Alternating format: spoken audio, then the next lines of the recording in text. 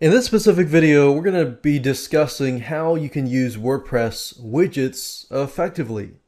So what you need to do now is simply to log into your WordPress dashboard, and to access widgets, if you go under Appearance and click on Widgets, you'll see the widgets drag and drop system. I love widgets simply because it enables you to easily control the sidebar or any other type of widgetized area. So let's say, for example, that I look at the main site here. When you look at a website that is run by WordPress, there are certain areas in terms of a theme and the way a theme is created.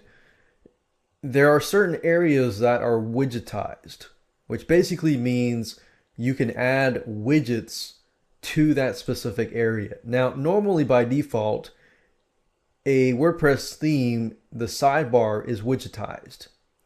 So if I were to add widgets over here, for example, like pages, calendar, search box, and so forth, and I refresh the page, you can see that the search box is here and the widgetized area is right here. Now, for this specific theme, we can see that only the sidebar is widgetized.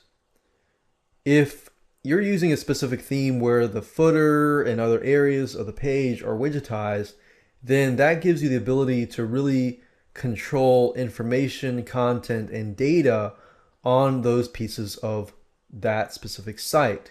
So it really depends on which theme and what its layout looks like. Now, as you saw earlier, putting widgets into the sidebar is actually very, very easy to do. It's simply a drag and drop system. So all you have to do is simply find what you want and simply click on it with your mouse and drag and drop it over here. Now, widgets are very easy to edit in terms of settings. As you can see here, the calendar, the only thing with the calendar you can change is the title. With certain widgets, you can actually edit the settings. For example, pages here, you can sort by page title, page order, or page ID. You can also exclude certain pages. So depending on the widget, each widget is very different and gives you the ability to simply edit the settings. So you need to know, have an idea of what your layout is going to look like.